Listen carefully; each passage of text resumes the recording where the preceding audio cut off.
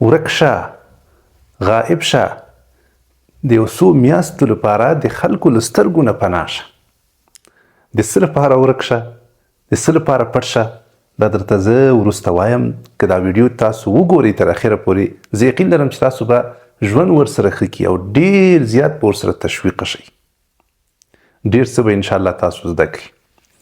نننۍ موضوع زمونږ په دې اړه ده چې انسان باید د یو څه وخت لپاره پټ شي.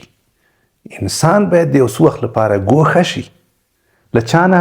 له ملګرو څخه. ملګري پرېږدئ. ملګري یو څه وخت لپاره پرېږدئ. له دوی سره اړیکې، له دوی سره ناستې پاستې، له دوی سره بنډارونه، له دوی سره دا د انسان چې له حد نه زیات شي د انسان عمر بربادوي. کله ناکله انسان د یو شاوخوا ملګرو سره دی اوسیږي او دی دا فکر کوي چې ټوله دنیا کې پوه خلک همدا دوی دي. حال دا ده چې ټوله دنیا کې هغه پسمانده کم عقل خلک همدا دوی وي. نور بیچاره له دنیا نه ده خبر چې دا نور خلک په دنیا کې څه کوي، دا نور خلک په دنیا کې په کومه خوا باندې روان دي، څومره پرمختګ کوي، څومره هغوی سره د وخت ارزښت ده، څومره هغوی په ژوند کې بدلون راغلی ده، د نورو خلکو په ژوند کې څومره بدلون راوستلی.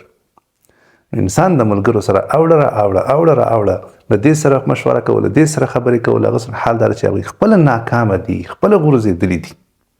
دی له هغه نه تقاضا او توقع کوي چې دا ملګري به دی راپورته کړي. نو د الله بنده یو څه وخت لپاره ملګري پرېږده. تقریبا 6 میاشتې تحقیقات دا وایي، څېړنې دا وایي چې انسان 6 میاشتې ملګري پرېږدي. انسان 6 میاشتې هغه شیونه چې دی پکې مصروفه ده، بې معنا، بې فایدې او فضول شیونه، لکه کرکټ شو، لکه موبایل شو، لکه دوستان شو، خپلوان شو، چې دی ورسره د تل لپاره مصروفه ده او دته هیڅ هم په لاس باندې نه دي راغلي. دا شیانو کې چې دی مصروفه ده، که چېرته دا انسان تر 6 میاشتو پورې د ټولو ته سلام ووایي، دا ټول ختم کړي او پرېږدي، د ده به ژوند یو دم بدل شي. یو دم به د ده دا ژوند ښه شي، یو دم به دی متوجه شي. 100% د انسان ژوند د دې سره بدلېدلی شي. نو ته هم د الله بنده هغه ملګري چې تا ته اوسه پورې په درد نه دي لګېدلي، تا ژوند ورسره نه ده ښه شوی، نور دا ملګري پرېږده.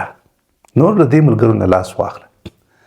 کرکټ که ته خپله باندې کوې خو صحیح ده، پکې مصروفه شه. هم صحت ته ګټه ده، هم به انشاءالله پیسې وګټې، مشهور به شي. په ځانګړي ډول کله چې ته تکړه یې. خو که تکړه هم نه بیا هم کرکټ کوې، خیر ده، صحت ته خو دې فایده کېږي، صحیح ده، او ورزش خو ده، بیا یې کوه. خو دا چې ته خپله باندې کرکټ نه کوې او فقط انتظار یې راشد خان صاحب دا وویلې او نبي صاحب دا وکړه او پلانکي صاحب داسې وکړل او هغه دا ښه وویلې او هغه دا بد وکړه او دا داسې شو هغسې شو. په دې شیانو کې د خپل عمر مه بربادوئ. هغوی خپل ژوندونه جوړ کړل او تاسې خپل ژوندونه برباد کړل. دا خبرې تاسو ته فایده نه کوي. د الله بندګانو لږ متوجه شئ. هغه شیونه چې تاسو ژوند ورسره ښه کېدلی نشي، ستاسو په ژوند کې کوم مثبت بدلون راوستلی نشي، ولې تاسو په هغه کې خپل عمر بربادوئ؟ د آخر تاسې پورې څه اړه لري؟ د تاسو ته څه فایده رسوي په دې خپل ژوند کې؟ نو په دې شیانو کې د خپل عمر مه بربادوئ او مه خپل وخت ضایع کوئ او مه ناقص د خپله انرژي او د خپل ذهنونه په دې شیانو کې لګوئ. دا اسې فضول دي، په دې کې ستاسو عمر خرابېږي، ستاسو وخت خرابېږي. له دې شیانو څخه لاس واخلئ. موبایل که چېرته ته د ښو اهدافو لپاره کاروې، مثلا په دې کې ښې ویډیوګانې کوې یا په دې کې ښې څېړنې کوې، ریسرچ کوې، معلومات ورځ تر بلې ته خپل زیاتوې، نو بس صحیح ده، مشکل نشته ده. موبایل ښه استعمال کوه، په دې سره انشاءالله ستا ورځ تر بلې معلومات زیاتېږي، په دې سره ته پرمختګ کولی شي، ښې اړیکې له خلکو سره لرې، اړیکې ورسره پالې.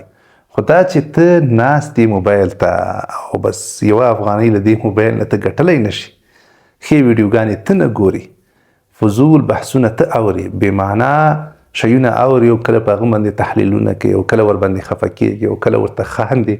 دا شیونه د الله بنده دا شیونه بند که، دا شیونه نور بند که. په وټساپ باندې چې ستا کاروبار او تجارت نه روان، بند که دا په وټساپ.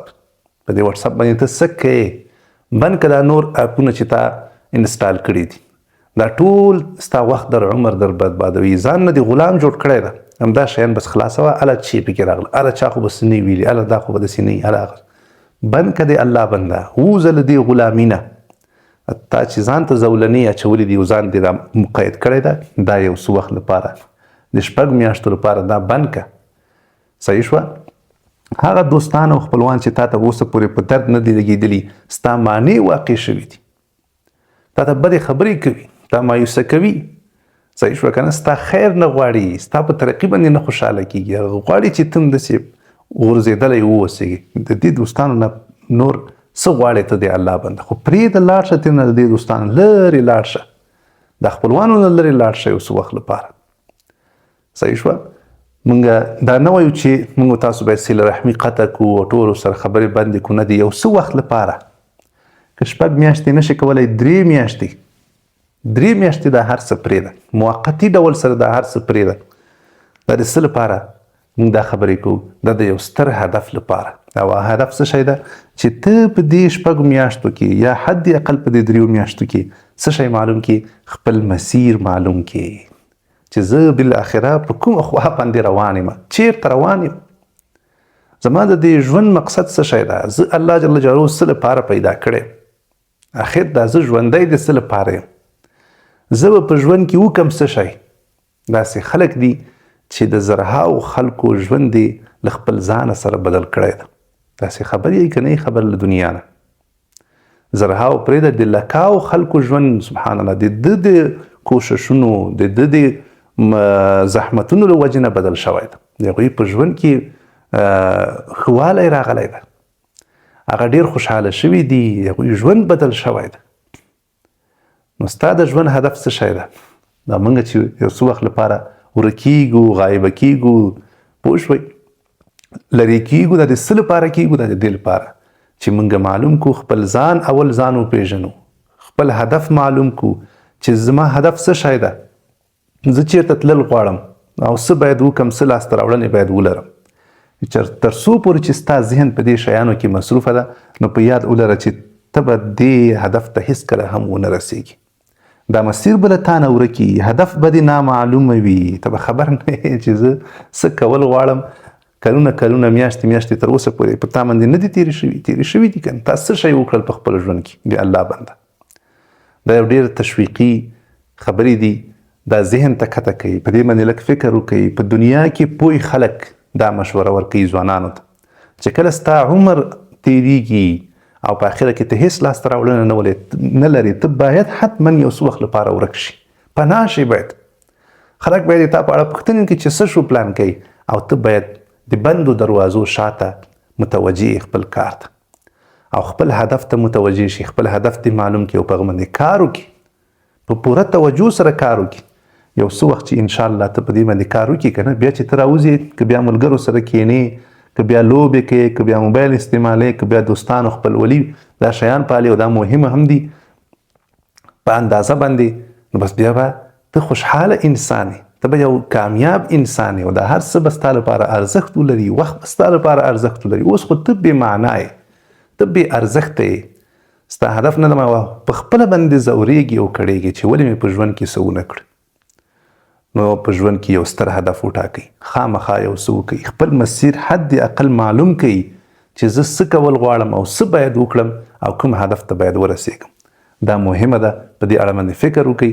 یو څه وخت لپاره بالکل دا هر څه پرېږدئ، فقط خپل هدف ته متوجه شئ او په پوره تمرکز باندې ورته کار وکئ. انشاءالله ډېرو لوړو مراتبو ته به ورسېږئ، ډېر زیات ترقي به وکئ او انشاءالله زښته ډېر خلک به ستاسو له برکته انشاءالله بدلیږي او د هغوی په ژوند کې به انشاءالله مثبت بدلون راځي او خوشحالي به راځي. هیله ده چې انشاءالله دا خبرې تاسو زړه ته کته شوي وي او ترې مستفید شوي یئ. ویډیو در سره لایک کړئ او خپل نظریات هم له ما سره په کمنټ کې شریک کړئ. ډېره مننه.